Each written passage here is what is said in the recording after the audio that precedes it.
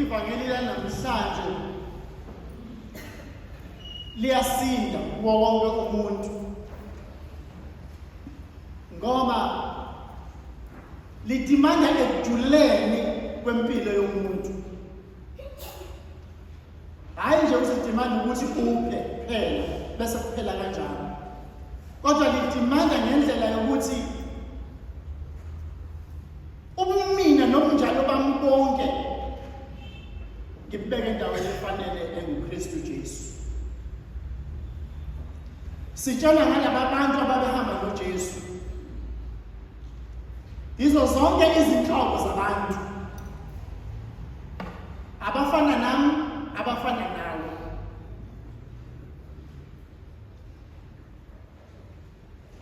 Banomqondo owodwa yokuthi uJesu uzosipha konke sifunayo. Akekho nomqondo ophambukile yokuthi hayi mina ngifuna ukuhamba ngemoto enhle. Akekho othi mina ngifuna ukuhamba olwandle. Akekho othi mina uma ngihamba nje ivesana imali iqhathakele nje. Banomqondo owodwa yokuthi sifuna lo muntu asiphe isikwa sokuphila kwaphakade. Loyo mqondo uthina sonke la esontweni la ngaphakathi endlini. Sinomqondo yokuthi uJesu uzosiphilisa, uzosipha amandla. uJesu uthi mephendukela ngakubona ebabheka. Akababheki indlela ukuthi abadabukele. Akukho lapho ukuthi abadabukele. Uthi mephenduka ebabuka. Uma umuntu eza kimi kodwa engadili uyise nina abazalwane bakhe akamfanele. Uyicabangisise leyo nto uma bangasangena ekuthina la uJesu ame lokho asitsheleleni ukuthi singambuka kanjani. Khona bangabheka le, khona bangakhophozela, khona bangadla izipho, khona ama-reactions noma izinto eziningi esingazenza zingamenza uJesu abe kwesinye isimo. Hlasibula umzimba uJesu ngoba asikulindele lokho. Silindele ukuthi uzosipha okumnandi. Uthi uJesu nokuphila kwakhe kumele uzibuze nsuku zonke ngokuba yikhona ikuphi engikudelayo nengizinikela kona ukuze ngenamise uJesu. Yikuphi engikubeka phambilini kunako konke empilweni yami ukuze ngenamise uJesu. Uma siba nalowo mqondo sisibheka sonke, iloyo naloyo angabuyela emuva athi ngu-0% la. Ngoba akukho nokukodwa engikwenzayo nengikubekayo ngithi lokhu kungamelekisi uJesu ngendlela efanele. uJesu ufisa ukuthi uma abantu bemlandela bese basemva kwakhe, bathi basendleleni naye, babe semqondweni munye nasenhlizweni, ukuze akwazi ukwenza lokho alindele ukuba akwenze ngabantu bakhe. Siyazi inkosi ukuthi yakexabeza abakwethu. Siyazi ukuthi uJesu upha nalapho ukade ungasacabangi khona. Kodwa ukuze abe sesimeni sokwenza zonke lezi zinto uzibuyisela la uma ungajathi umqamulezo udele konke awunasala kini. Ilapho nje itrap sibambeka lapho. Yingakho ukukhola kwethu ngaso sonke isikhathi kumele sibe njalo, sihambe sijeqeze emuva.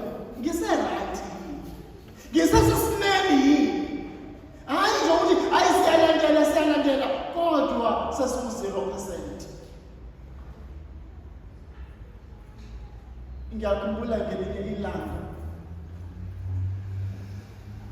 ngisuka la eMontleo ngiyosebenza endaweni ekude yasemakhaya. Ngakuthanda ukusebenza lapho. Inkinga nje ukuthi wawudrayiva kuze. Ngabizwa ngelinye ilanga kwathiwa kunogogo ogulayo udinga umfana. Ngangibasondeza mase ufika ngako-women usiya ngako-Great Town.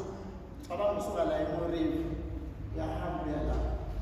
Hayi ngifike njengoba sewufata usemncane futhi ngisenamandla ngisene-energy ngiseno-28.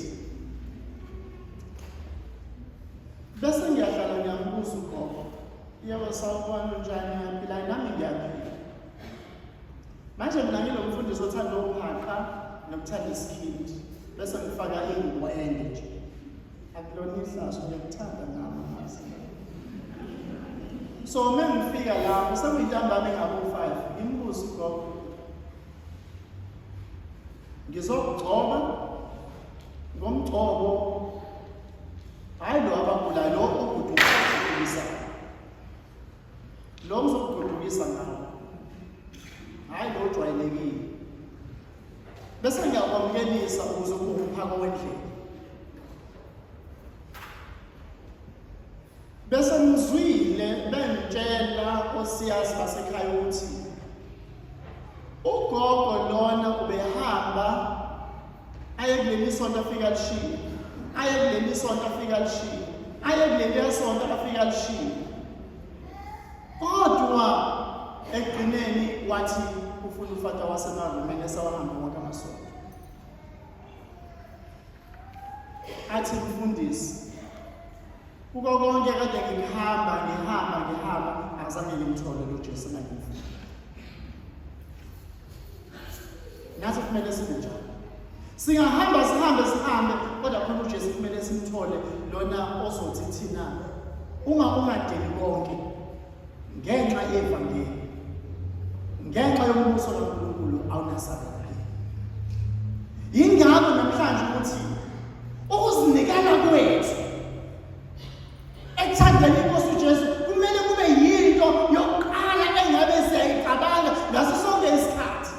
Akasho ukuthi uzonde abazali, akasho ukuthi uzonde abanewenu, akasho ukuthi uzonde abangani bakho, kodwa mina ngiyenze ngibe isiqalo sakho konke ukuze embusweni kaNkulunkulu. Lento thina ikhathi esiningi esishayayo nesihluphayo, nento esikafinyeleli kuyona, ngoba uma singafinyelela ukholo lwethu bencane. uJesu ufuna yonke into ukholo lwakhe lubonakale empilweni zethu njengoba naye enze. Akazange athi uma uyise ethi ngikunikeza wonke amandla nazo zonke izifanelo zasembusweni wezulu, abesethi mase kufika usuku mase sehlana abesethi cha ngiyama la. Wathi uma lo mzuzu usufikile ngizowuthatha. Nasonqamlezweni wasithatha isiphambano hamba. Akazange athi ngoba manje sesisingaka sesiyasinda ngiyasimamula ndisenza sibo wafu ukuze ngihambe. Akazange asho njalo. Wathi ngoba baba sekuwena ubeke ezandleni zami ngizokwenza njengoba kunjalo. Akazange ngabazi, akazange asikhathulule, akazange athi ngoba mina nguNkulunkulu ngakho ke lokho kunye ngeke ngizokwenza ngoba vele nginikezwe manje. Kodwa wathi ngizokwenza njengoba kunjalo. Wambathisa uNkulunkulu ngendlela efanele. Nathi uNkulunkulu usimbathisile. Into kumele sibe nayo ukusinikela ngokuphelele nokwazi ukuthi igrasiya ikaNkulunkulu ayiphezu kwethu lisenhlizweni zethu yilona ekumele silithembe. Ngoba uma singalithembi leli grasiya ikaNkulunkulu elinamandla singasithatha kanjani isiphambano unqamlezo ukuze siyasifuna khona. Ukholwa akubona uAsikhribi lo somdlalo. Ukholwa akubona ukuthi kuzoqhatheka konke, kodwa kuqala ukuthi angithathe isiphambano nokuhlupheka ngihambe nabo ngoba ngiyazi ekugcineni khona inzuzo. Le nzuzo asingeke size siyibone ngamehlo ethu, kodwa sizoyibona ngezinto zenzeka zibonakala empilweni zethu bese sisho ukuthi la bekukhona uNkulunkulu ade ngihamba naye. Ukholo lwesifezeli lapho, ngoba uma lingasifezeli lapho siyofana njengalona wakumbhoshongo owathemba emandleni akhe, ongazange ahlale phansi acubungulisise yonke into efunekalayo, wathi mina ngiyakha uThulumu wami kodwa akazange aqede. Ngoba ithemba lakhe lalingekho enkosini, lalisemandleni akhe. Yabona bazalwane, ngiyanitshela, ngiyaninxusa, ngiyanicela, uma uyikholwa ungasithembi, uma umzalwane ungasithembi, ngithemba wena Jesu, ngithemba wena Nkulunkulu ekuseni emini ntambama, ngoba ngesikhathi ukuthi ngiyasithemba nginamandla mina uqola, yilapho ushona phansi, yila uzowa khona ungeke uze uvuke futhi, ngoba nina ubeke amandla akho, ngoba ukholwa ngempela akubona ukuthi usithembe wena. Ngithemba wena Nkosi uJesu, ekuhambeni kwami, ekuvukeni kwami, ekuqedeni konke izinto, ngithemba wona ngaphandle ukuthi ngiyithembe nalona wenza njalo. Baqhamuka osiyazi bamhleka, ngoba akazange afake emgodleni ofanele. Nathi besinamakhono, asifakeni emgodleni efanele nefunekayo. Nalelana lelibona nefunekayo, hayi imgodla yethu engenalutho, kodwa uthola ukuthi sifama sikhumbile kodwa sinalutho.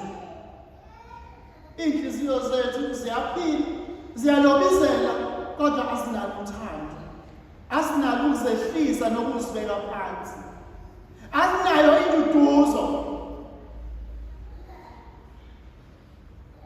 nosizo, kodwa siyinhliziyo ngoba nina sifuna ukuthi uJesu asiqhabeze, kodwa thina kukhona lokho esiyenzi esobhekana nako ekumele ngabe siyakufaka. Uthi uNkosi wePaulus ebhalela u-Osi, lona wayekade balekile, lona wayekade onile, kodwa manje ngiyambuyisa, ngimbeka endaweni efanele. Ngamanye amazwi, umupha inkonzo yokuxolela, ngiyaxolela manje ubuye uzuhambe okholelwa kulona lona. Utshatha unqobilezo konke lokukhamba, ngoba uma lezo zinto, lezo zilungu ziphelela ey'nhliziyweni zethu, empilweni zethu, ngakho-ke kuzoba lula ukutshatha unqamilezo nokuhamba, ngoba angathi uJesu uma ungena kukuthi awumlandeli, bangaki phakathi kwethu abangabuyela emuva? Bengase ahlunge nje uJesu athi abangenazo lezi zinto bangaki? Bangabuyela emuva, bangakhaya, ngoba nina asenzi, asifaki emgodleni ofanele. Nalona wakho umbhoshongo, wawakha umbhoshongo ngendlela efanele, ukuze akwazi ukuba abonakalise amandla kaNkulunkulu empilweni yakhe. Nalona futhi asitshela ngayo owahlangana nomunye ezola naye, wathi kungisisa ukuthi ingabe ukholo lwami luzokwazi ubalingisiza, ngizokwazi ukufinyelela. Siyazi uDavide wenza njani, washaya uGoliathi ngetshe emncane, wawa phansi kwabaleka bonke abantu.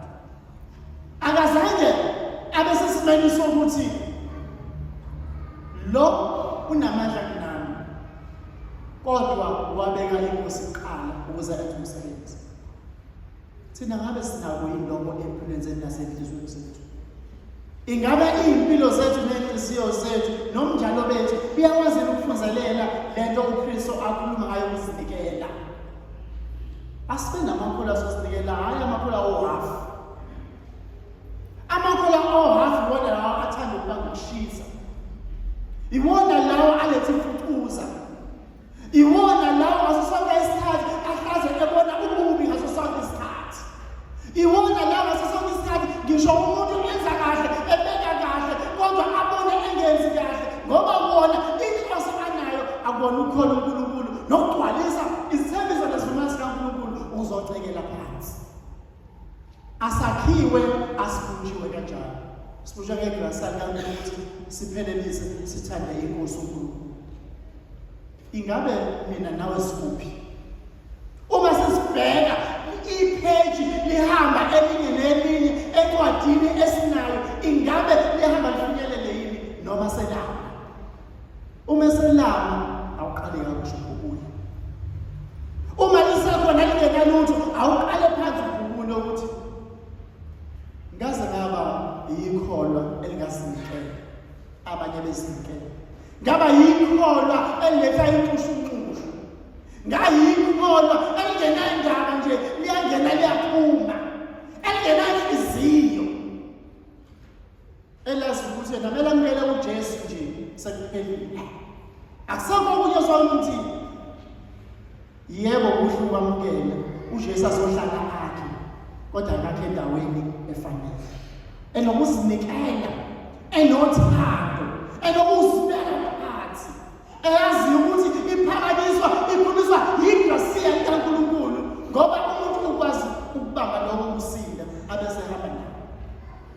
Bangake empilweni zethu sihlangana nawo abaphethe iziphambano sesisibabuke baze basiphathe isiphambano kodwa bahamba naso abasuyisi.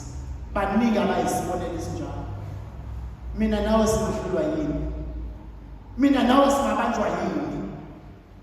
Mina nawe yini lena engasazi basikwazi ukufinyelela la omunye angakwazi ukufinyelela khona? Ngoba sinentando enhle, nengqondo enhle, nomphefumulo omuhle ongakwazi ukuthi ukwazi ukufinyelela kuleyo muntu. Uma singenawo lokho ngeke sikwazi ukufinyelela. Kule nkonzo sicela ngelokrasiya. Sizinkosi siphakamise. Inkosi sibuselele. Sakhe kabusha lapho singazange ba sihambe khona kabusha ukuze ungasibulisele eceleni kodwa usebenzise abafundi bakho. Sibe yisebenzi zakho. Ukholo lwethu silumele. Ukholo lwethu silithande. Ukholo lwethu sililezezele ngezilungu ezinhle ukuze sikwazi ukukhula. Ukuze sibe sizaphambi elathini likaNkulunkulu sokwamukela.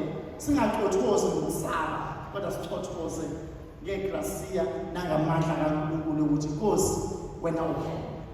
Uthi uJesu iloyo kimi ongashiyi konke akanakuba umfundi wakho. Usibeka kuleso simo. Ingabe sabafundi ngempela yini? Ingabe izinto ezenzekayo empilweni yethu ebandleni lethu esidinga thina uqobo lwethu isakhombisa ukuthi siyabafundi noma sesabafundi ngegama. Ngangudokotela ngegama kodwa manje akusekho lutho. Ngangumfata ngegama kodwa manje akusekho lutho. Ngangumzalwane ophakamiswayo odunyiswa yibo bonke kodwa manje akusenalutho. Umfundi kaJesu akabe nezimpawu ezinhle. Umfundi kaJesu akabe nothando. Umfundi kaJesu akazinikele. Umfundi kaJesu akamukela amandla. Sengathi uNkulunkulu angakusiza. Aniqine sanivusele okholweni lwethu nokuzinikela kwenu ubonakale nasey'nhliziyweni zenu nasekwenzeni kwenu nakho konke eniphefumulayo ukhombisa ukuthi lo umfundi kaJesu. Uthi uJesu abami ngiyobabona ngezithelo ezinhle. Ziphi ezakhe ithelo? Ziyakhombisa ukuba umfundi noma ezokudicilela phansi.